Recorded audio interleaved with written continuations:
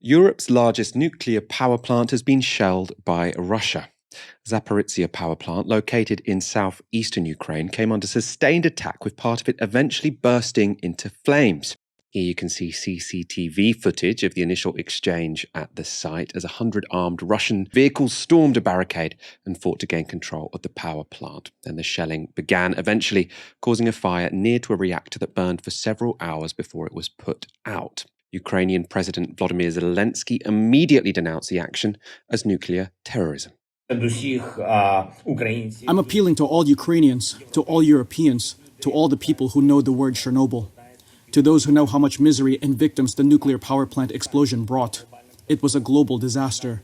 Hundreds of thousands of people were dealing with the consequences. Dozens of thousands of people were evacuated. Russia wants to repeat it, and it's already repeating it, but it is 6 times bigger now. We are warning everybody. Not a single state apart from Russia has ever shelled nuclear reactors. It is for the first time in our history, in the history of humankind, that the terrorist state turned to nuclear terrorism. Later, in a formal address, he reiterated the point and suggested the Russians knew exactly what they were doing. Russian troops attacked the largest nuclear power plant in Europe. It's maybe 6 times the size of Chernobyl. The Russian tanks knew what they were firing at. They directly hit the plant. This is terror on an unprecedented level. 3 Ukrainian soldiers were killed and 2 more injured in the attack. After the blaze was extinguished, the Ukrainian State Emergency Service reported that radiation levels in the area remained within normal range. This has been confirmed by the International Atomic Energy Agency and the United States, and the Russian occupants have now allowed Ukrainian workers back onto the site, although they are apparently working, quote, under the barrels of machine guns and are physically and mentally exhausted. It all sounds like a very near miss with a high risk of catastrophic nuclear meltdown, but was it? The Zaporizhzhia power plant is very different in its design from Chernobyl. Unlike Chernobyl, the 6 nuclear reactors at Zaporizhzhia, you can see them here, are pressurized water reactors. This means that there is much less uranium in the reactors, meaning that the fission reactions that take place inside them can't cause the kind of chain reaction that led to the Chernobyl disaster. The core of the reactors are also contained within a sealed steel pressure vessel, the walls of which are 7 inches thick. It's designed to withstand earthquakes and other natural disasters. It's less clear that they would stand up to missiles. Robert Grimes, Professor of Material Physics at Imperial College London, told The Telegraph, "It is not designed to withstand explosive ordnance such as artillery shells. While it seems to me unlikely that such an impact would result in a Chernobyl-like nuclear event, a breach of the pressure vessel would be followed by the release of coolant pressure, scattering nuclear fuel debris across the vicinity of the plant, and a cloud of coolant with some entrained particles reaching further." What's more worrying is that attacks might damage the coolant system, which could lead instead to a Fukushima-style disaster. That's because coolant is required even when the reactors are taken offline. In Fukushima, the loss of the coolant system led to 3 nuclear meltdowns. Clearly, shelling a nuclear power station is obviously an incredibly bad idea.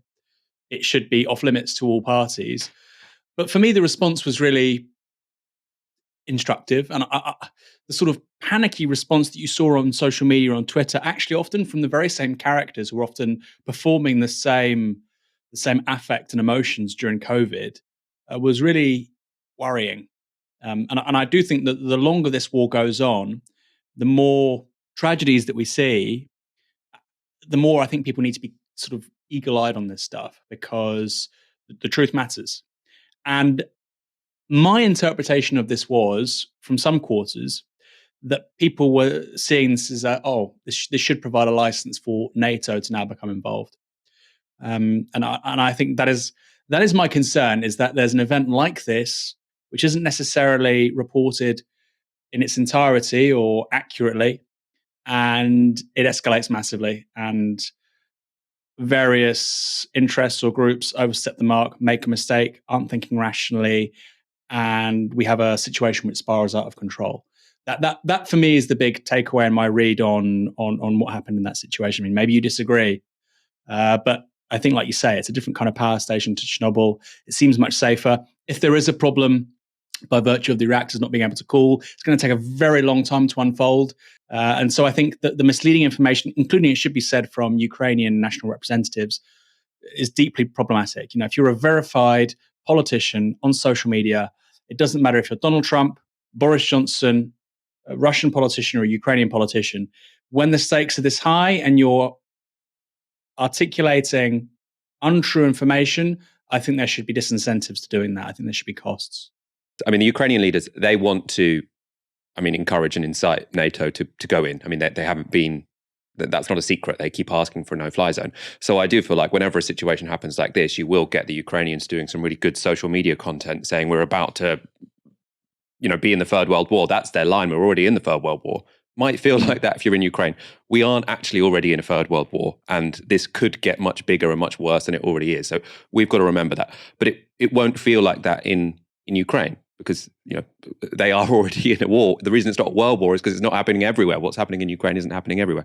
So I have every sympathy really for Zelensky and the other Ukrainian politicians on Twitter who were saying this would have been 10 times worse than Chernobyl. Like, I don't think I can judge them for being somewhat misleading.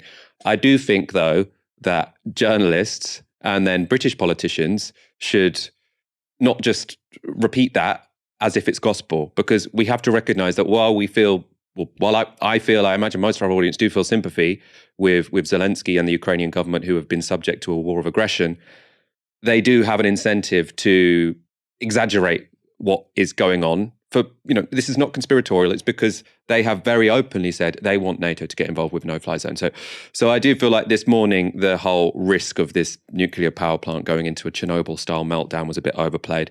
It's also the case that I don't think Russia should have invaded Ukraine, but even if you do invade a country, I think you should avoid shelling anywhere that's remotely close to a nuclear power plant. So that does seem irresponsible to me. At the same time, I think there was some reportage about this I think the Americans have now called it nuclear terrorism, as if to say that the Russians targeted this specifically to create that threat. And I think actually, if you're invading a country, again, they shouldn't have done this. They shouldn't have invaded Ukraine. But if you are invading a country, you're going to try and take key infrastructure. And a nuclear power plant, just like a gas-fired power plant, is key infrastructure. So we've got to accept, or expect at least, the Russians to be taking places like this. Finally, my final point I'll say about this is from, me, I'm not an expert in nuclear power, but from what I've been hearing from sort of reading expert analysis today, is the bigger issue is not so much does a bomb or does some artillery shelling hit a nuclear power plant. The issue is more, if you cut off the power to a nuclear power plant, then the cooling systems stop working, and then you can get something akin to a meltdown. So what needs to be encouraged here is for the Russians to look after responsibly that nuclear power station. So if you're taking into your control key infrastructure, again, I don't think they should be doing this, but given they are, they need to be encouraged to act responsibly and not allow that nuclear power plant to go into meltdown. I don't think there is any suggestion that they are going to plan to do that. There's a second important line of thinking here, Michael, which is, of course, there's the climate crisis, and we need to decarbonize our energy systems. And so what you already have beyond Ukraine, beyond what happened yesterday at this power station, is quite a polarized, fractured debate around nuclear energy. And I think and people say, why are you talking about this? Why are you sort of, defending the Russians or something like that? That's absolutely not what I'm doing. What I'm saying is we're going to have a conversation over the next 20, 30 years, which is actually existential for our species, about how do we decarbonize safely. I personally think nuclear is probably a part of that. I don't think that means we build masses of new nuclear power stations, but I don't think it means shutting them down like the Germans have. And I think particularly in colder countries in Northern Europe, where you have less solar capacity or potential, you have long winter nights where you need to be warmer. I think personally, you need a baseline of about 10, 20% nuclear energy for the foreseeable future.